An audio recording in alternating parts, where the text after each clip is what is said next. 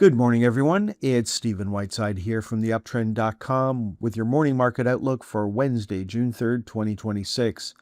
In the pre-market this morning, things are fairly quiet. Stock index futures are mixed. Commodities are also mixed. We've got crude oil up at $96 and change, so it looks like crude oil might want to head back up to retest the $100 level. Gold is down in the pre-market on Wednesday morning. Well, what worked yesterday? Well, looking at the sectors that we track, it was semiconductors were the big winner, and anything crypto was the big loser on the day on Tuesday. Looking at the VIX is still on a sell signal. That's supportive for higher stock prices. The first sign something new is happening would be with a close above 1711 on Wednesday. Looking at Bitcoin, we made a new low yesterday. We started to trade below support and looking to see if the March lows can hold. If not, looking for a move down to 62,500. Looking at Ethereum, we made a new low yesterday. You can see the pros have no interest in taking control coming into Wednesday's trading action. We bounced off the 1875 level yesterday, and if you look to the left, you can see that acted as support back in February, and so if that breaks, then we're looking for a move down to $1,562.50. Of course, if they're dropping, then we've got the inverse ETFs moving up. In Toronto, we're looking for a move up to $25. In New York, we hit 25, and now we're looking for a move up to $26.56. Looking at the major index ETFs, starting off in Toronto, there's the iShares for the TSX 60 making a new high yesterday, running up to the top of our projected trading range. If we flip over to the weekly chart from last Friday, $53.13 is our next target to the upside. Looking at the Vanguard Canada ETF, 71.88 is our next target. We may be able to hit that on Wednesday. Now, what worked yesterday was energy, financials, and materials were the big winners. Healthcare, which is a very tiny sector, was the big loser of the day. You can see that the energy sector drove up to the upper channel line, so we're still looking for a close on Wednesday above $27.34. We should be able to do that given that crude oil is up nicely in the pre-market this morning. Financials flipped back. They actually ended the day on a buy signal after generating a sell signal on Tuesday. Then looking at materials was up on the day on Tuesday. Within the materials sector, of course, you've got gold, and we talked about gold popping the other day, the gold sector popping the other day, and waiting for another close above the upper channel line. So in the ETF, we haven't got that yet. We've got that in a couple of stocks, though. Looking at the U.S. market, what worked yesterday? Well, utilities was the big winner. That's not a sector that's been doing well lately.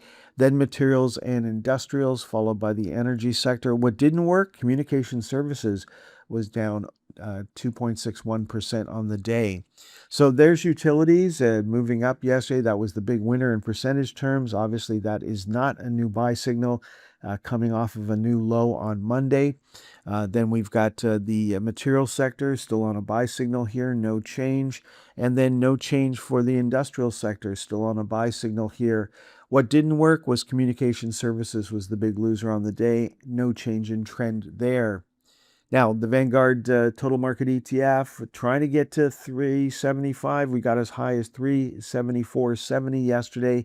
And for the NASDAQ 100 ETF, we're trying to get to 750. Got as high as 746.44 yesterday. And we'll see if we can hit that on the 750 target on Wednesday. Looking at the energy sector, it bounced off 56.25. And so here we are heading up. And then financials struggling here, still trying to get up over 51.56. And once again, we were not able to do that on Tuesday. Looking at semiconductors, our next target was 625. We hit that yesterday and closed slightly above it. So congratulations if you had an order in on Tuesday. Next up, we'll take a look at the TSX Most Actives from Tuesday's trading action, starting off with Canadian Natural Resources, sitting right on the upper channel line. So any higher close on Wednesday would give us a buy signal. There's another new high for BlackBerry hitting our next target. Above that, it's 1563. Then looking at Hive, we had an inside day yesterday. Manulife still on a sell signal, no change there. No change for TELUS. Now, TELUS is still on a buy signal here. It's treading water. The pros are giving up control. That doesn't guarantee selling. It just means the pros have stopped buying at the moment. Of course, if the price starts to move lower, then we know that the pros are selling. But right now, it's an indication that they've stopped buying. Looking at Suncor, still on a sell signal, no change there. A new high for Keel on Tuesday. Then we've got Equinox Gold trading lower. Now, the other day it popped. I said wait till the next close above the upper channel line, and we haven't got that yet. So we're still on a sell signal here. Then Enbridge trading up into the channel. A close above $78.19 would give us a buy signal on Wednesday. Then First Quantum taking out the high from back in late January. And we're heading towards 46.88. If we can take that out, then $50 comes into play. Looking at Barrick. Now, Barrick popped the other day. The next day, it closed above the upper channel line, and it moved up again on Tuesday. Looking at the Royal Bank Bank's struggling up here, trying to break out above $265.63. Now, moving on to Wall Street, starting off with NVIDIA, which actually closed lower on the day, and it's down a little in the pre-market this morning. We're trying to get to 237.50. We were not able to hit that target a couple of weeks ago, so we'll be looking to see if we retest the recent high, and if we can make a higher high, then 250 could come into play. NU Holdings, no joy there. New low for that stock. New high for Hewlett Packard. End of the day up nearly 20%. There's a new high for Nokia on Tuesday. Virgin Galactic, big reversal, down nearly 39% on the day. No joy for Intel. Second day of a sell signal there. New high for Marvell, gapping higher. We saw this in the pre-market yesterday morning, up over 32% at the end of the day. There's Ondas making a new high on Tuesday. There's Plug Power making a new high on Tuesday. And we've got Supermicro making a new high on Tuesday.